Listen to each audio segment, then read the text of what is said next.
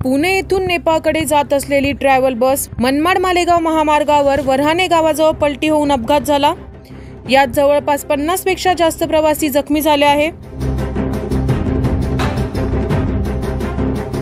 अपघात होताच परिसरातील नागरिकांनी धाव घेत जखमींना बाहेर काढत त्यांना पुढील उपचारासाठी मालेगाव येथे पाठवले आहे।